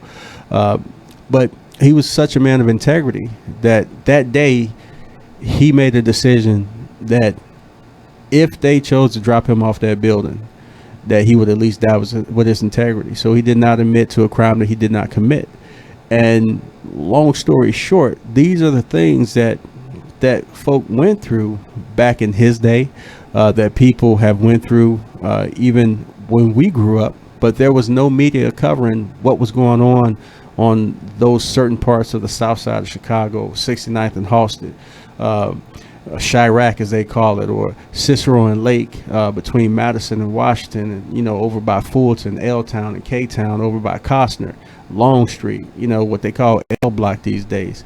There was no coverage on what was going on in the community, and so we had people who were getting away with so much against other people. It was ridiculous. But I'm thankful that I've had the guidance that I've had, that I made it through the gang violence in Chicago coming up, that I made it through the police brutality coming up, that I made it through the crooked things that were going on in the community with our block captains and our aldermen, people who were supposed to be out there doing for us, actually taking advantage of us. So now we have a platform to make that difference, to make that change, because the average eyewitness that cares, they can actually shed light on some of the injustices that are going on. And when it comes to the Gaines family, I really do hope that justice comes out, and that it's very swift, and that it's accurate, and that it's actually justice that comes out, and not some type of cover-up, because people are trying to protect those who were stressed out, who did have a hard time as police officers, or who are going through a hard time as police officers. You have to own what you do. You have to make sure that you reach out to one another, and that you don't do these type of cover-ups. But we talked about helping our veterans. So earlier we talked on how we need to reach out to our community more. So do you feel like it's your obligation as a retired Marine, as somebody who still deals with certain issues, do you feel like it's your obligation to reach back? And if you feel that way, why do you feel like it's your responsibility? I know we're talking about what we're talking about, but you can easily go ahead and focus on other things that have nothing to do with people that are going through what you're going through. So if somebody approaches you and says, "Hey, why do you care?" or "Why do you continue to care?" Marine Corps is behind you. You're dealing with your situation. You're dealing with your issues. Why do you reach back? What would you say to that person? Was kind of a lengthy answer. Basically, you know me, you know what I did. I did martial arts almost all my life. Mm-hmm. And the art that I studied was the Japanese style, the samurai. Samurai means it is not what I serve for me, but it's what I serve for my master. Mm-hmm. All my life, I've been in public service. Mm-hmm. From the Marine Corps to the police department, to working for Chicago Transit Authority, from me being a patrol boy, from me being in the Boy Scouts. So I always feel it's my obligation to give back, because God has blessed me. That's the number one factor, the love of God, because I don't know how I got where I got if it wouldn't be from him. Coming from Chicago, working for Chicago Transit Authority, on the south side. There was a shooting involved on my bus. Guy was killed in front of me. The bullet didn't hit me. Being in Iraq, my best friend getting shot. I didn't get shot. It was nowhere in the world that bullet shouldn't have hit me. So I had to give back. It's me. If I don't give back, then who will? And if I say that I love my brother, or I love the Marine Corps, or I love being a police officer, I love CTA, then what is that? Mm-hmm. Because then I'm not truly what I say. So I have to get back. And I tell people, I said, it's up to me. If it's to be, it's up to me. That's always been my saying. I used to always tell my wife that. I tell my kids that. So I take ownership of that, and that's what I do. So no matter what, my wife would get on me. You would get on me at work about, why am I helping these different people? They don't deserve it. Mm-hmm. And I say, I'm going to give everybody a chance. And you are like, you and my wife, and other people are like, man, they knuckleheads. And I'm like, no, I've got to do that. And that's what I do. It's the love of God, because mm-hmm. it's no other way to explain it. Mm-hmm. Yeah, some people are better than others, because and I really believe that, you know, some people are presented situations that they can handle better than others. Because I remember having those conversations about what my opinion would be about yes. the people who were on your job giving others a hard time. Right. But I was not put in that situation. So. Yeah, I do remember those conversations. You see me smiling, and what I'd like to do also is share with the people how we met, because we talked about the undesirable. Exactly. The undesirable veterans. And I just want to say this. We're not judging anybody, whether it's a civilian out there that doesn't understand and doesn't want to understand. That's okay, because we fight for that individual to have that right to agree or disagree. This is what this country is all about, among other things. Whether you stand for the flag or you sit for the flag, whether you burn the flag, and I got my personal opinion on that. I personally feel like I would never be a witness to anybody doing the flag burning, but I fought for that right. I fought for them to have the right to do that. And I believe that it is unfortunate that people take action without education. So very true. If you want to take action on some of the things that you feel matter, find out if they really have legs, if that story that you're standing behind really has legs. Don't just go with the trend because of the news cycles and things like that, because it's popular to do. Educate yourself. Really care about what you do and what you put your hand and what you put your feet to. So when we come back, what I would like to do is expound a little bit on how we met and talk about the organizations that you're involved with. Be right back.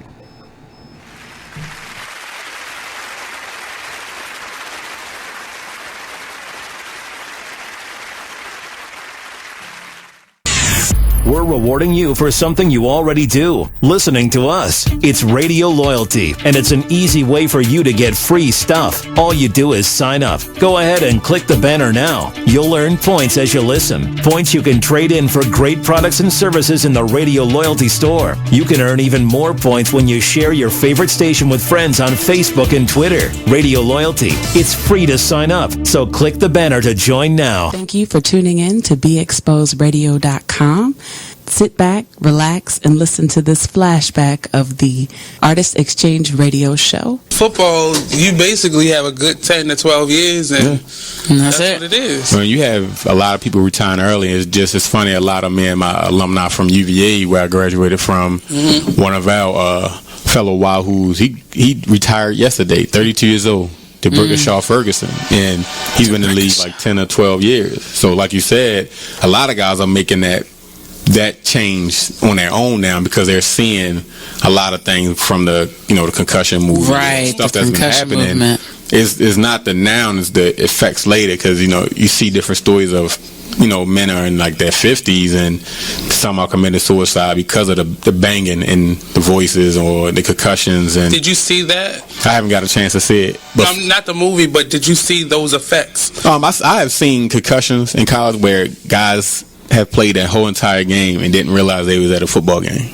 Wow. But like before the big emphasis came about the whole concussions and what's going on, we was taught you just run to the wall. You can't be soft. You shake it off and get back in it. So the wrong attitude to have. Right. Yeah. It's really internal. Like you really doing damage, not just to your bones, right, but to your mind. Right. and later on down the line, because just like you said, once the game is over, when you've been in a game and you think about it, because I tell people the NFL, any sports, whether it's male or female, is a semi-military, because you're told when to get up, when to work out, what to eat, when to play. All right, now you got a curfew, you got to be in the bed by this time. You do it for years and years, and all of a sudden, bam, it's done. So what do you do? Right. So just like in a military that have with PTSD, we have that because we so used to having a certain way. And I remember watching this Brian Gumbel on HBO, it was like years ago,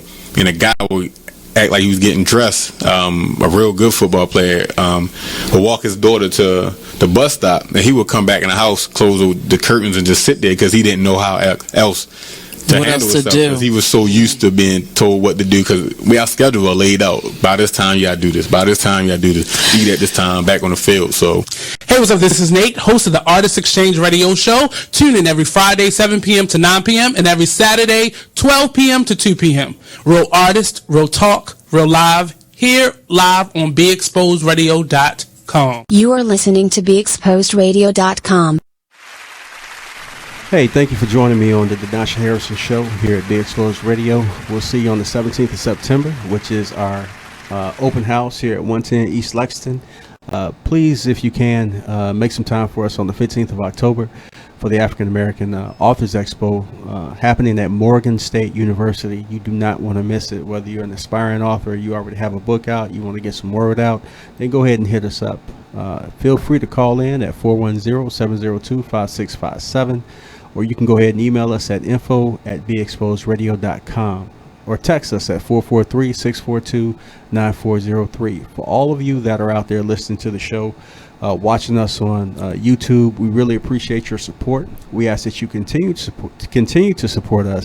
If you want to know more about sponsorship opportunities, you can call into the show, or you can go ahead and email us, and we'll have some information available for you to not only support my show, but the radio station as a whole. There are a lot of wonderful shows that are out there for you, wonderful platforms for you to be a part of, for you to get involved with. So sponsorship opportunities are available. Go to the Denasha Harrison Show on YouTube, or you can go to my Facebook page, Denasha Harrison Show, or Denasha Harrison, and there will be information available for you when it comes to sponsorship opportunities. So thank you for listening with us. Thank you for riding with us this morning.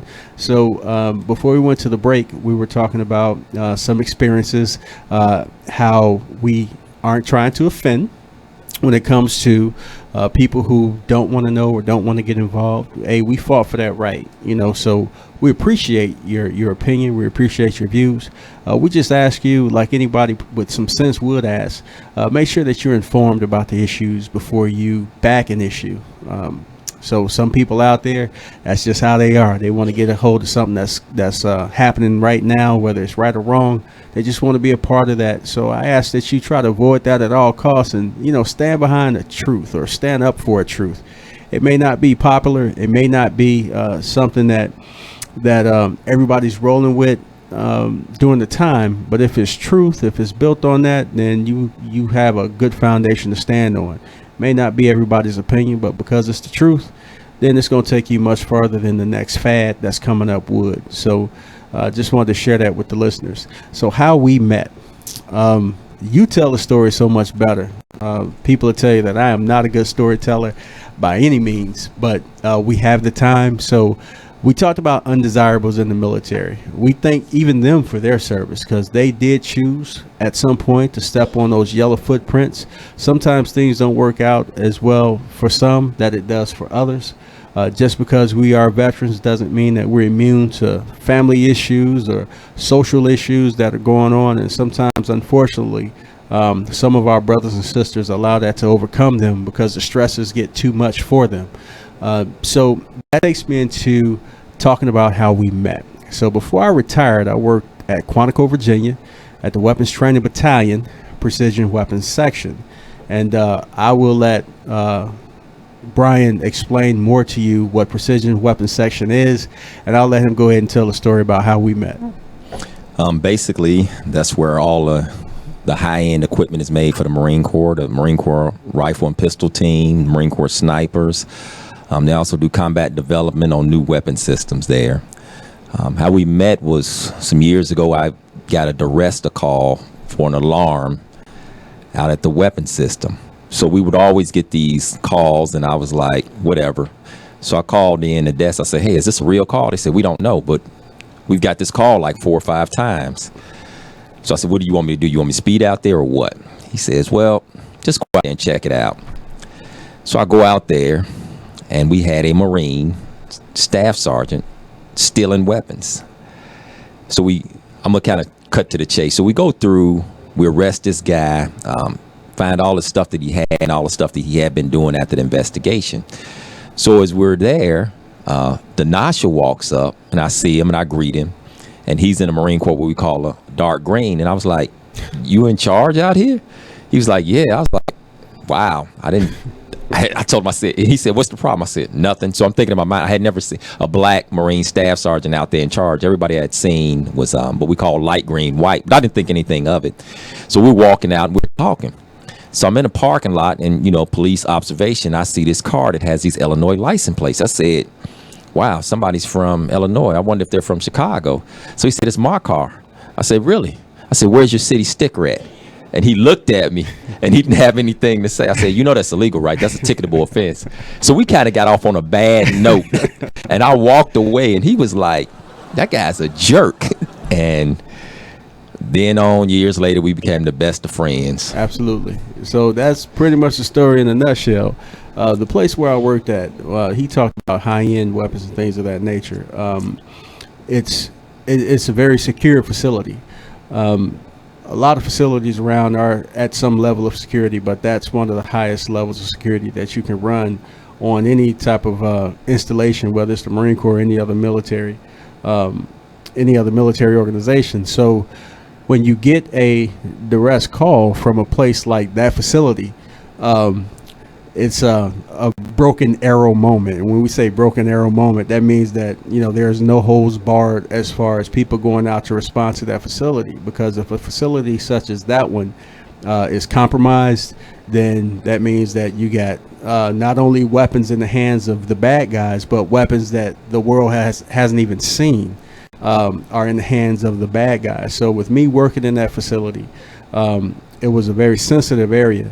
And I'm sure that when Brian got the call, he was thinking, okay, is this it? Okay, we about to go into combat mode right here on Quantico. So, unfortunately, that Marine that was stealing weapons, he was almost at 20 years. I think he had 3 weeks left to go before he retired from the Marine Corps. And he was stealing weapons. So we're thankful that the staff duty was able to identify that and respond, and we did recover those weapons and other things that weren't even a part of that section he had going on up in there, because he was pretty much cleaning out all his lockers and doing everything that he can do to transfer these weapons out of that facility into his home, I guess, until it was time for him to kind of disappear with all the money that he would have made from selling them. So good job for stopping that at the time. Thank you. But so we did meet, and initially, after finding out, I'm like, who is telling me about my car and my stickers, man? Like, where you from? So I'm like, well, yeah, that is. I don't have any stickers on my car, but, I need to change my license plate. Need to get my car correct. But yeah, we've been friends ever since. Been looking out for each other ever since, and looking out after our Marines. And other soldiers and sailors and airmen and coasties. We appreciate everything that you all do out there. We appreciate not only law enforcement and emergency medical service folks, but we appreciate you, the community, for supporting us. We appreciate you, the community, for trying to understand what it is that we do and ask the hard questions. If you got a question that you want to ask, if we feel it's offensive, we'll tell you. But ask the question, because I believe that we as veterans need to do more investigating when it comes to our healing, when it comes to us being well. And sometimes we just clam up. We don't want to deal with the rejection of people trying to understand or not understanding what we're going through. So we just stop talking about it. And I think that's one of the worst things that veterans can do, So we're out here letting you know, if you're a veteran or if you know a veteran that's going through, let them know that they have support. Let them know that there is a place they can turn to. They can turn to Be Exposed Radio, and they can talk to Denasha Harrison on the Denasha Harrison Show. They can come tell their story, and we'll connect them with the people that they need to be connected with to try to get some type of closure to the things that they're going through. What organizations are you involved in as far as outreach for veterans, people that are going through issues, whether it's PTSD or just issues of separating from the military? What organizations are you involved with? I was working with Vet Aid. It got to be strenuous because of the PTSD and the TBI. And that was basically about women veterans. I don't know if most people know this, but California, specifically San Diego, LA area, they have the largest homeless population of women veterans in the United States. Wow. So that's a big one from me. I used to work with a young lady called Tara. I'm trying to remember Tara's last. I'm bad with names, but basically she was the one that reached out to me when I was working with the Fraternal Order Police and asked me to help out, and she told me about the plight. So I was helping with her, working with that. I also work with the Fraternal Order Police. Let's get this straight. I'm not anti-police, but I am for civilians. I did what's going on with law enforcement communities now is an atrocity on the American public, and I think we need to understand as former law enforcement officers and law enforcement officers, when you do wrong, not just the United States sees your badness that you've done, the whole world, because of social media. And of course, with my own church, Speaking Spirit, we have what's called a Mighty Men's. We're trying to reach 500. So that's what I do. And how I started really working with vets was my son. My son was, we're 3 generations of Marines. My father was a Marine, 2 tours in Vietnam, 2 Bronze Stars, 2 Purple Hearts, and then 1 tour on the drill field. And then I was a Marine myself, and then my son was a Marine. My son came home. He was suffering from PTSD. And it's still a constant battle with him, so I still have to try to help him and guide him. So that's what started me, inspiring me to help the other vets. And then the veterans that I work with, the outreach program that I work with, those guys there, we mentor, we help each other. And that's what I mainly do. I mean, it's a 7-day-a-week job. And then I have other veterans that live near my home, 2 Army and about 2 Navy. I think I'm the only Marine, and I think we have an Air Force guy in there as well. But we help each other. We keep each other intact. We're accountable to each other for the things that we do in life. So, and I think that's the thing with the vets. You have to let them know they're accountable, that I love you. And I'm going to keep on loving on you till you do the right thing, because that's what God would do. So, all right, I like that. So when you see that somebody's out there representing veterans, I mentioned a couple of shows back about stolen valor. When you see that there are people out there representing veterans, whether they're, at Black Friday trying to get their shop on and get that discount, or if they're actually standing there trying to collect $1 in the uniform that we fought and some, have died for, what's your feelings on that? How do you feel about stolen valor? It's pretty bad. The whole PTSD kicks in. I'm gonna say this real quick. Now I'm working on Marine Corps Base Quantico as a police officer beside military police, and I had a fellow military police, I won't even call his name. Basically, he had to go someplace to get better, and one of the other Marines that worked with us, there was a stellar Marine from New York, much younger than me, but I loved him to death. He went through some bad things over there, and he was working with NCIS and CID. Some bad guys over there killed his best friend. And a Marine, a junior Marine, when he went where he went to get better, the undesirables, I'm not judging him, he told his story. So that Marine told the story of the good Marine, the other Marine who actually went through the situation. Exactly. Okay, go ahead. So I go and pick him up from where I was picking him up at, and he's telling me what happened. He said, this is what this guy did when he got to this other place, the same place where we go to Marines to get better. They asked him, did he know this guy? And they was telling the story. And this guy was so enraged that he was going to kill him. And I had to talk to him. I mean, it was no mediation there. I couldn't take him back to Quantico. I mean, it was no mediation. He was going to kill him. And finally, I talked him out of it. And I went and told a Marine, I said, look, I know what you did. I said, before you even lie to me, think about what you're going to say, because I can persecute you. I'm not. Don't ever do that again. Then I had another Marine that we know, a higher enlisted Marine. He was getting a rifle. Master Guns? Master Sergeant. He may be a Master Guns now. Right. He told a lie and said that he was in Afghanistan so he wouldn't have to pay for his rifle because they were going to collect the money from the layaway. So I get a call and asked me about this guy's rifle. Why didn't I give him his rifle? That he was in Afghanistan. I said, he's never left the States. And this is a dark green, a black Marine that I knew, that I was influential into him being promoted to Master Sergeant. And I had to tell him, don't ever contact me again, because I've had friends that die over there, and this is not what we do. Integrity is number one. Wow. So we're not talking about civilians. We're talking about fellow Marines, we're talking our brothers. about fellow Marines, and there's other fellow service members that actually lie about their time in, their service in, about the different things that they've done, the different things that they've seen. And wow, I don't know what's worse. If civilians, acting like they served, or those who are actually in who've served acting like they've done more than they actually did. I was watching a show, and there was a guy from the United States Navy. He did 2 years, maybe 2.5. And if you're on a 4-year enlistment and you did 2, then something probably happened that wasn't, in your favor. He was wearing the Triton on his shoulder, so he was impersonating the United States Navy SEAL, and they eventually caught up with him and ended up going to his job and exposed him. He invited them to the job because it was down in New Orleans, and I don't believe that he remembered inviting them because he was so drunk when they approached him, and he let them know, hey, if you want to check it out, I work at such place, come check it out. And not thinking that they were actually going to go and check it out. I think 2 weeks later, they ended up at his job, and he was a totally different person night and day, and they called him on it. And I think it's important for people to understand why it's a big deal. Okay, so it's not about our ego as service folk.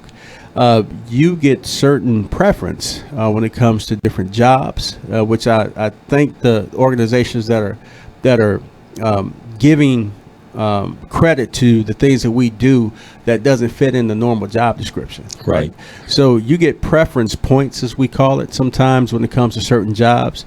And unfortunately, a lot of people will claim that they've been Operation Iraqi Freedom and done different campaigns, and never been anywhere near that area of operations, but they'll end up getting preference points and getting these jobs and getting these different accolades that actually benefit families or whatnot. And so for that, we can't support, and we'll continue to fight against.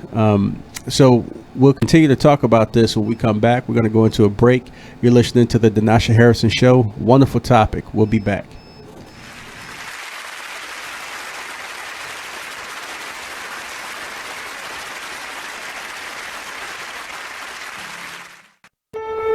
When you were a little kid and you thought about what you wanted to be, teaching was at the top of your list. But things changed. And as you got older, teaching didn't seem like the best option anymore. So you're thinking you'll be something else. But what would your 12-year-old self say? Now you want to be a doctor. You don't think teachers save lives? 25 at a time. An actress? Try playing a different role every time the bell rings. How about a scientist? Ever heard of physics? Chemistry? Who do you think teaches that? Teachers today are breaking down obstacles, finding innovative ways to instill old lessons, and taking learning far beyond the four walls of the classroom. It's time to recognize that great things are happening in teaching and put it back on your list. Don't try to convince yourself otherwise. You had it right the first time. Find out how you can make more at teach.org. Make more. Teach. Brought to you by Teach and the Ad Council.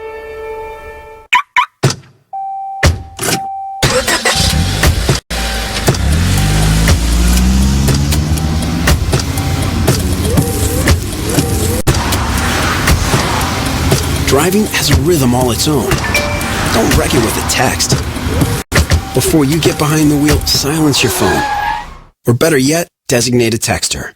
For more text-free driving tips, visit stoptextstoprex.org. Brought to you by the Ad Council and the National Highway Traffic Safety Administration. This message is for all of you sitting in the passenger seat. And apologies if it gets a little uncomfortable. But how does it feel to be at the mercy of someone who thinks a random text is more important than your life? Someone who takes their eyes off the road while speeding along in a 3-ton hunk of steel. Freaky, right? Well, why not just ask them to stop? Or better yet, volunteer to text for them. It might be a little awkward, but believe me, you'll live. Learn more at stoptextstoprex.org. Brought to you by the Ad Council and the National Highway Traffic Safety Administration. You are listening to BeExposedRadio.com.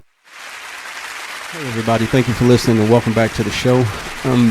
When we talked about the Authors Expo, just really quick, I've been letting everybody know that the African American Authors Expo is going on the 15th of October at Morgan State University. I'm going to let you know what's going on there when you get there. We have book signings, speaking panels, workshops, financial empowerment, health and wellness, entertainment, family fun.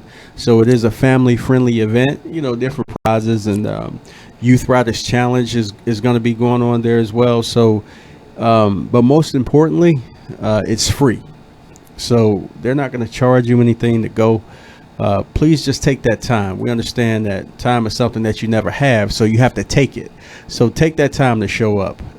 It is a Saturday, October 15th. So once again, it is a free event, and we would love to see you there. Bring out some folks that you think would like it, and if you got some folks that won't like it, bring them out anyway. They might change their mind about it once they experience it. Morgan State University is located at 1700 East Cold Spring Lane. Once again, that's 1700 East Cold Spring Lane. That's Baltimore, Maryland, 21251. And I give you this before we leave, so you can have the information. But come on out to the African American Authors Expo, the Authors and Empowerment Expo. That's the 7th annual African American Authors Expo, October 15th at Morgan State University. Don't miss it. So we do appreciate you coming through. We're about to wrap up the show. I do appreciate my listeners once again. Thank you for calling in. If you could not make it through, our apologies here. We want you to continue to try to call in. Check us out on YouTube if you missed the any portion of the show, or if you want to catch the show again or tell people about the show, please do so. Have them go to YouTube and check the show out. And sponsorship opportunities, y'all, they're available. It's not free being on the radio. So if you want to know about sponsorship opportunities, hit me up, talk with me, talk with these folks in the studio. I want to thank our engineers once again. Thank you for all the hard work that y'all do to make this show happen. Yeah, I got you. You should see what he's doing right now. Wish I could turn the camera on him right now.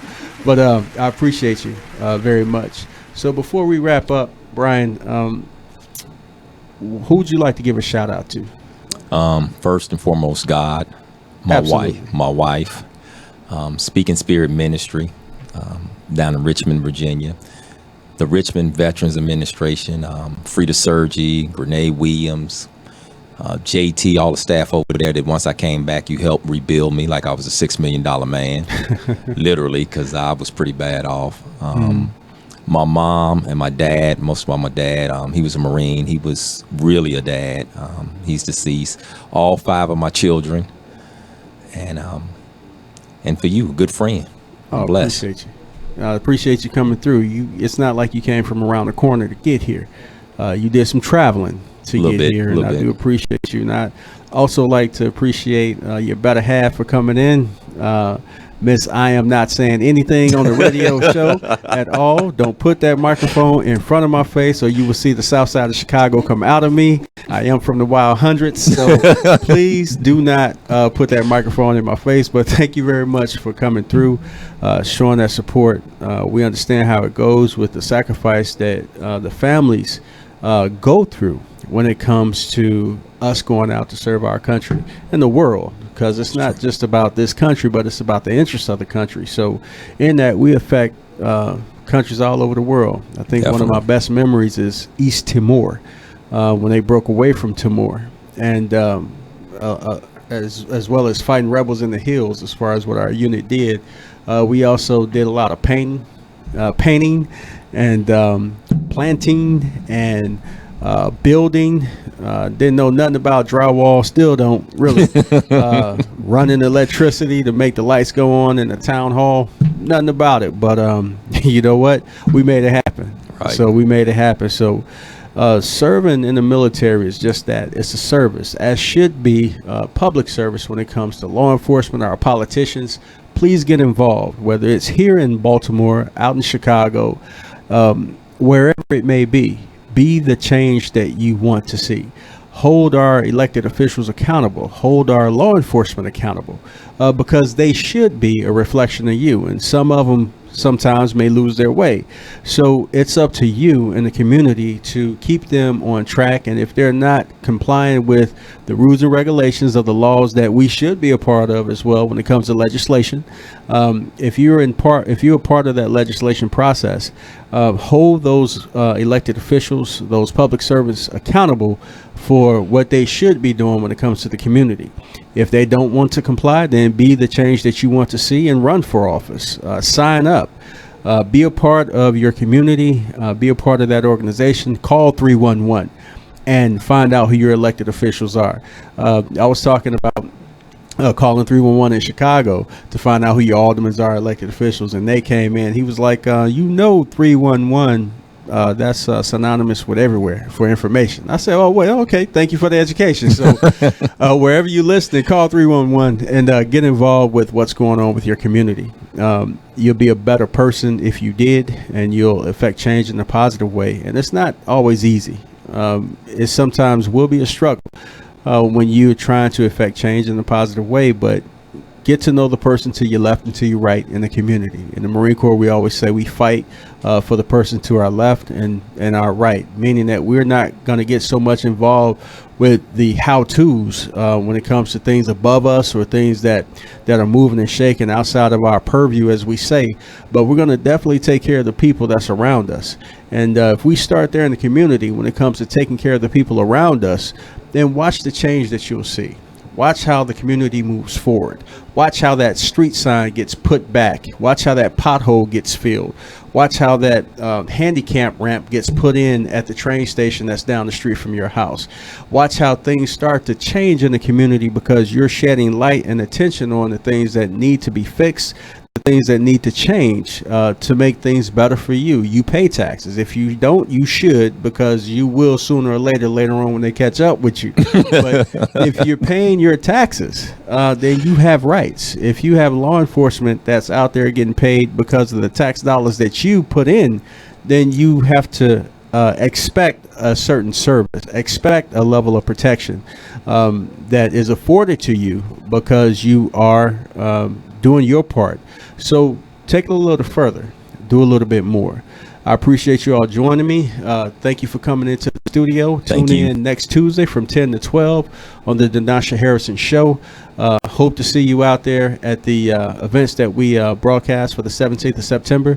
So you're listening to the Denasha Harrison Show. Until next time, be safe and God bless, and do the right thing. Thank you.